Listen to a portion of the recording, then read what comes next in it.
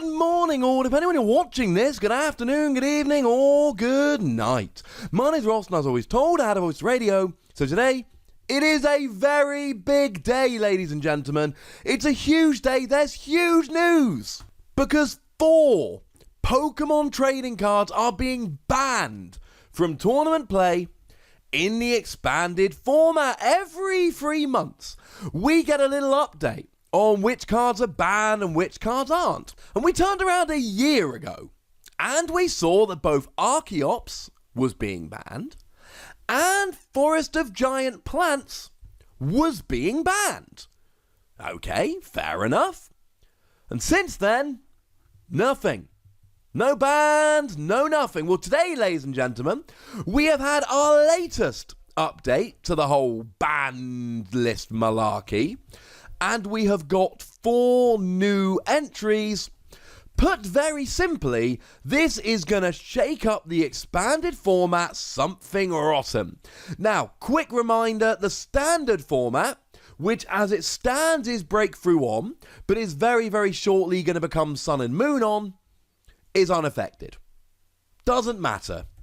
Nothing's happening, nothing's changing. We remain the same as we always were.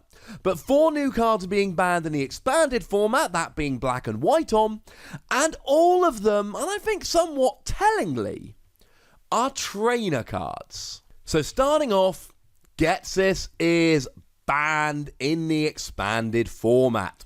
Now, it says that the overall goal of the expanded format is to have a fun environment where players can enjoy using a wide variety of strategies. And essentially, Getsis prevents several kinds of strategies from being viable. And this card also has the potential to make a major negative impact on an opponent before they get a chance to take their first turn, which can lead to a frustrating experience. Ladies and gentlemen, Getsis is my least favourite card in Expanded, and I am delighted that it's being banned. It is a supporter card that reads your opponent reveals his or her hand and shuffles all item cards found there into his or her deck. Then draw a number of cards equal to the number of item cards your opponent shuffled into his or her deck. Now, I'm going to do a video about each of these 4 cards, really looking into detail about why they were banned and whether it was a good ban. For now, we're just doing the overview. And the overview is, if your opponent goes first, they can play a Getsis. And if your opponent plays a Getsis, you might lose the game. You see, your opponent can play 1 copy of Getsis, and then they've got their Tapu Lele, which can search for a Getsis, and they've got Computer Search, which can search for a Getsis, and they've got Ultra Ball, which can search for a Tapu Lele, which can search for a Getsis. So if you want to drop a Getsis turn 1, you oftentimes can. Now, maybe your opponent has a Professor Sycamore sitting in their hand. Maybe your opponent has a Tapu Lele in their hand. But unless they've got a supporter or a Lele in hand, they're basically screwed. Because they can't play an Ultra Ball to find a Tapu Lele or a Shaman. They could have a Shaman instead of a Lele, obviously, in their opening hand. They cannot play an Ultra Ball for one of these cards and get rolling. They cannot play a Computer Search. They cannot use a combination of Battle Compressor and Versus Seeker to grab a supporter card and get rolling. If your opponent plays Getsis on turn 1 before you've even drawn a card, you might lose the game there and then because you just draw nothing and your opponent wins 2 or 3 turns later. Getsis literally ends games on your very first turn because you get rid of all your opponent's items, they have nothing, and they proceed to lose the game very quickly. Or they draw a Professor Sycamore 2 turns later, but they're too far behind. The other card which is being banned for a very similar reason is Hex Maniac. Hex Maniac is a supporter card which basically gets rid of abilities until the end of your opponent's next turn. And again, this can end games before they've even started. You drop a Hex Maniac, and your opponent can't use a Tapu Lele or a Shaman, which means they might not be able to set up and they lose. If they don't have a supporter card in hand, they ain't finding one. And even if they do have a supporter card, they might not be able to draw enough cards off of it. Hex Maniac ruins games. Now, you can also combine it with Versus Seeker to chain Hex Maniac. i.e. use it every turn. So you could be against a Malamar deck, for instance, and you can literally drop Hex Maniac every turn, and your opponent never has access to abilities and loses. It's not quite as harsh as Getsis, but then again, Getsis becomes pretty much useless after turn 1 in a lot of games. Not every game, but in a lot of games, whereas Hex Maniac remains good for the entire game and can just lock decks out entirely. Although I will contend it's kind of funny when your opponent has an Eevee, you then drop a Hex Maniac so they can't use Energy Evolution, and then on your second turn you've got to knock out a 60 HP Eevee for the win. And if you don't want that to happen, don't play Sylveon. We're also losing Wally. Wally, ladies and gentlemen, Wally is banned. It enables a combo with Trevenant that creates similar problems, so falls into the category as well. Without these cards in the environment, hopefully gameplay will become more enjoyable. I hope so, ladies and gentlemen, because yeah, it's all about the combo with Trevenant. Trevenant from X and Y along with Wally just sucks. Because you've got the Ascension Phantump, which allows you to just evolve. If you go second, then you can evolve, and then at the end of your turn, there'll be a Trevenant there. I should at this point remind you, Trevenant blocks item cards, which shuts down your opponent's turn. It just stops them playing any item cards.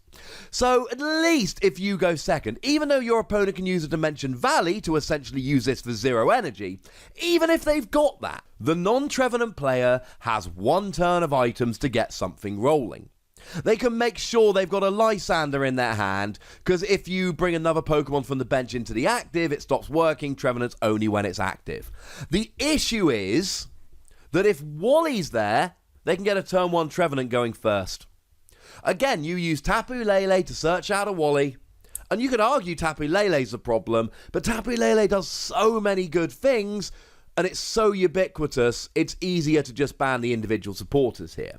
So you drop a Trevenant on the very first turn of the game using a Wally, and your opponent has no item cards essentially for the entire game, which means they cannot use a large chunk of their deck.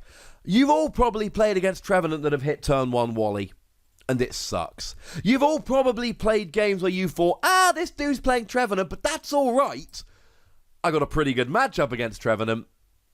And then they hit the turn 1 Wally going first, and there is absolutely nothing you can do about it. And all of these free cards, your Hex Maniac, your Getsis, your Wally, they are all banned because they stop your opponent playing the game. These are cards that can basically be abused to the point where one player just doesn't get to play the game, and that's not fun. And this happens, right? The expanded format's got years worth of Pokemon cards in. It is a very wide-ranging format with lots of sets legal. And these free cards have been banned because no one likes playing a game where they can't play. And that's what these cards do. The other card that's been banned and expanded is Puzzle of Time, and I must confess, I saw that Hex Maniac Getsis and Wally might get banned. I didn't see this one coming. It is a flexible card that can be used in a wide variety of strategies. Its usage rate is quite high in popular decks, and it enables a lot of powerful combos. Removing this card from the environment will affect how many decks are constructed, which will hopefully make the expanded format feel fresh and different. I think they really mean screw you, Zoroark. And I've said many a time, these double items are always better in Zoroark decks, because Zoroark decks can use trade. They don't have to shuffle up with Cynthia and hope they hit a double Puzzle of Time. They can trade. They discard a card from their hand, draw 2. Oh, I didn't get the other Puzzle of Time. Discard a card from their hand, draw 2. They can be drawing up to 8 cards a turn with Zoroark. They're going to hit that double Puzzle of Time, which means that they are going to have that Crushing Hammer when they need it. They are going to have that Guzma to pull a Pokemon into the active.